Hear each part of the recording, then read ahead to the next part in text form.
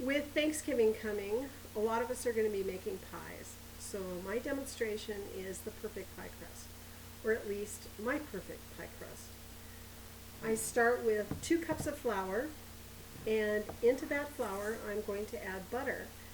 Now a lot of people use shortening, which is great, or a combination of butter and shortening. I know my mother always used shortening. I like the flavor of butter, so I'm going to use butter. And the process is to mix this butter into this flour and leave little bits of it that are going to be flaky when we cook it. And it's going to make it a really delicious pie crust. Here's a little trick I have for you for the butter. You can either cut this up into small pieces, or you can do what I did, which is I used a box grater, just like this, and I used the wide teeth on it, and I grated 2 cubes of butter after I froze them. And they grate really well, and I don't know if you can see, but it makes these tiny little pieces, and this makes it really easy to work with.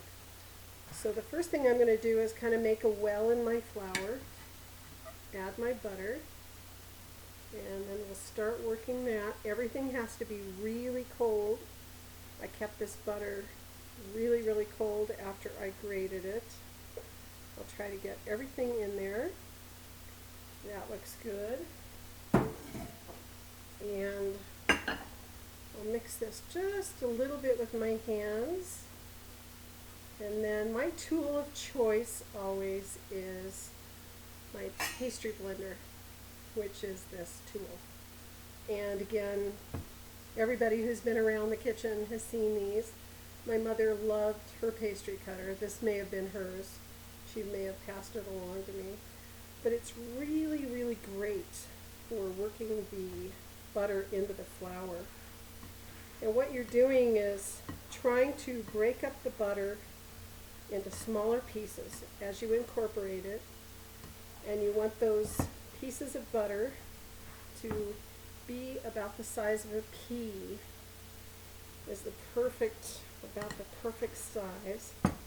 Takes a little bit of elbow grease, but it's not a bad deal. And once I have this broken up to the size that I like, I'll show you a look at that. Kind of clean that off a little bit. And then we end up with this flour that looks a bit like cornmeal or something. It's got pea-sized clumps of butter in it. That is perfect. The next thing I'm going to do is, this is a little controversial. I'm going to add 1 slightly beaten egg. Now, I had never done this before. I couldn't imagine adding egg to pie dough, but I saw Martha Stewart use this recipe several times. Then I saw it in other cookbooks and decided to try it. And now that I've tried it, I'm a devoted fan. It works perfectly, makes a beautiful pie crust. And into that beaten egg, I'm going to add a tablespoon of cider vinegar. And again, bear with me, it's surprising, but it makes a beautiful, beautiful crust. Whoops. So I'm going to mix that together a little bit and incorporate that into my flour. And I'm going to mix that again. And the next addition is ice cold water, literally ice cold water. I have ice cubes in there. Sorry, I'm dropping my utensils. So I'm going to start by adding about 2 tablespoons of ice cold water, sprinkled out about. And then we're going to mix that in. And that's going to give us the nicest consistency. And of course my mother always said, work quickly, you don't want your butter to warm up. You know, one of my very earliest memories when I was a little girl was of watching my mother make pie dough. So it's a very favorite thing of mine to do. So we're going to get this mixed up into a nice consistency. It's beginning to ball up a little bit, and that's just what we want. If you think it's too dry, which this is a little dry, I'm going to add a little more of my ice water just to give it a better consistency. And then I'm going to mix that again. Whoops, I'm losing some pie dough overboard. And we'll mix this again. I like the way that's looking. And I think we're ready to take over by hand. So we'll set this aside and we'll flour our counter. We don't want our dough to stick. So what we do is press this together in the bowl. You'll be able to see it better in a minute. I want all those pieces to come together. And here's where you begin to notice the difference that the egg and vinegar make. There's just something about it. It makes a really tender pie crust. So now that this is holding together better, we're going to put it here and shape it together. As you can see, it's sticking together very well. It's also very tender, surprisingly tender, and that's what I really like about the addition of the egg and the vinegar. And this particular recipe makes a double pie crust, but for now I'm going to be making pumpkin pie, and I'm only going to need one crust. So I'm going to split this in half, and I can take this other half, or maybe this one, and I'll wrap it in plastic wrap. I can refrigerate that to use for another pie. You can freeze it and take it out when you need it and have it all ready to go.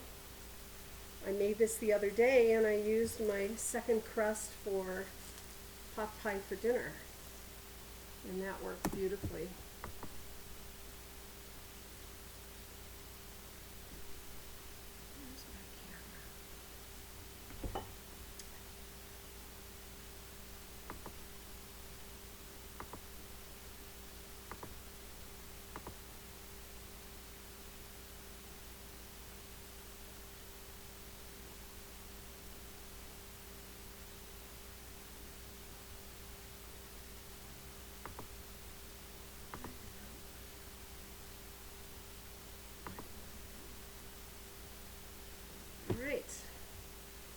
I'm having a little trouble with my webcam. It keeps timing out or doing something that I can't quite figure out.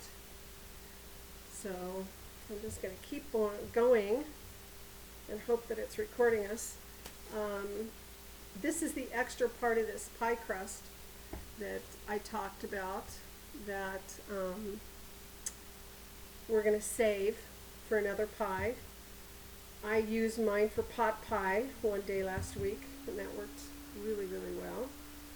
So what I'm going to do is flour my counter well, press this out, flour my rolling pin, and gently start rolling this. And you're supposed to roll it from the center out to each side, and I like to turn it over several times while I'm rolling. That way I know it's not going to stick on my counter. And this is where you really, really see how tender this crust really is. I have to keep making sure I keep my counter floured. I don't want this to stick. So we're going to roll this out to the thickness you desire. I like a fairly thin crust. I know a lot of people like a nice thick one. Mine is going to be about 1/8 of an inch, or maybe even a little bit thinner than that. So I'll take a look at this and see if I think this is big enough for my pie plate. This is the pie plate I'm using. It's just a glass deep dish. So that's almost right. I'm going to lengthen it just a little bit here. It's not quite wide enough. So the next thing you do is gently fold it in half, like this. Take your pie plate, pick this up, set it right in the center like that. Gently fold it over, and then gently lift it and press it into the sides, just like that. Now, the next thing I'm going to do is get a knife, and I've got some edges, as you can see, on the crust here. I'm going to trim this down to about 1 inch. I want to leave some because I'm going to tuck it under and I'm going to crimp it. So I'm going to go around and trim this a little. And I like to leave, leave enough so that when you tuck it under and crimp it, you've got a nice chunk of crust there. It makes it delicious. I'm going to go along the edge and tuck it under, as you can see here. And once I have it tucked under, then I'm going to crimp. I'm going to use my fingers like this. I'm going to go along, just one after another, around the whole side of the pie. This makes such a pretty design. Again, this is a memory I have of my mother. I remember being a little girl, and my mom made so many pies. She could crimp a pie in 2 seconds flat. I have never crimped a pie as beautifully as she was able to. She was really an expert. She loved it. And of course, that's where my love of pies come in. I have a couple spots here on the edge that are tearing a little bit, but that's no big deal. That just adds to the character and homemade aspect of the pie. So I have that pressed in. And this is our finished product. I'm a little uneven here and there, but again, that just adds to its homemade quality. So this is the pie crust that I would use for like a pumpkin pie or a cream pie. And if I was going to make a fruit pie, I'd fill it now with the fruit, I'd roll out the other crust, and I'd put it on top. So this is my technique for perfect pie crust. I hope you liked it. Thank you.